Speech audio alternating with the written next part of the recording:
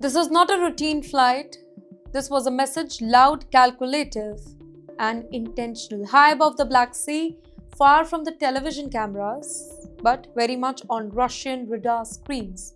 American and British military aircraft moved straight towards one of Vladimir Putin's most prized territories, Crimea.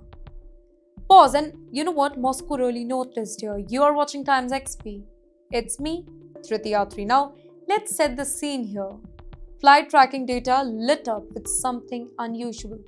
A US Navy P-8A Poseidon, one of America's most advanced maritime surveillance aircraft, it was circling the Red Sea. Not alone, by the way, flying alongside it, a British Royal Air Force RC-135W Revit joint, a specialist aircraft designed for electronic spying. These were not training flights. These were coordinated intelligence missions, slow, deliberate, and persistent. And you know what? Crimea, that's very important. Crimea is not just land. For Vladimir Putin, it is a symbol, it is a strategy, and survival rolled into one.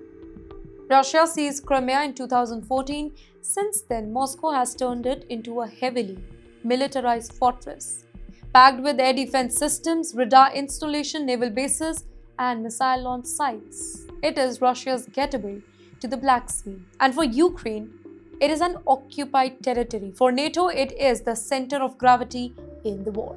Now watch what these aircraft actually do. The P-8A Poseidon is not a fighter jet.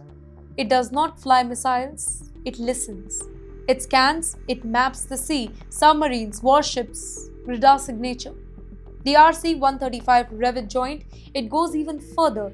It intercepts the communication, tracks electronic emissions, monitor Russian air defenses, and build a digital picture of the battlefield. Together, they form Flying Intelligence Hub, in fact supported by satellites and ground stations across the Europe. Now, this is not provocation. This is preparation. A clear NATO signal to Moscow. These flights happen close to Russian-controlled airspace, but not inside it.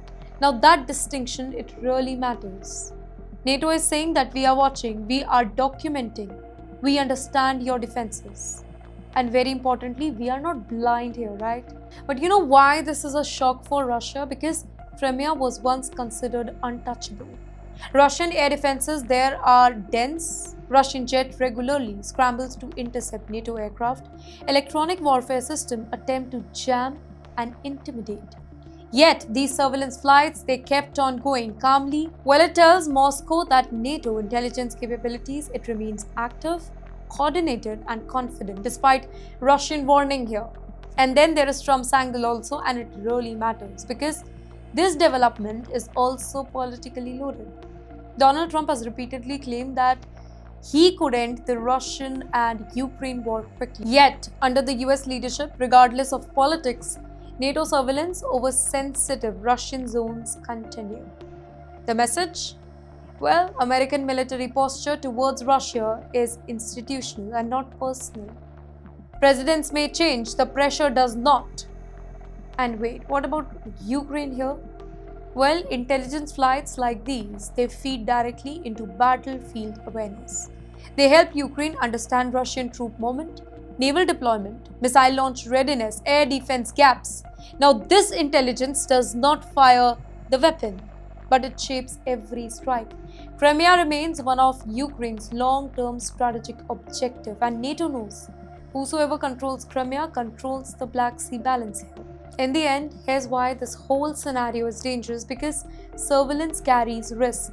One miscalculation, one aggressive intercept, one electronic interference gone wrong, and a monitoring mission can turn into an accident. And this is why these flights are slow, legal, and calculated, but also they are deeply tense. This is not about a single flight, it's about a message layered in technology, timing, and territory. NATO is not entering the war directly though, but it is deep inside the information battle, and Crimea remains the focal point where intelligence, power, and symbolism all collide.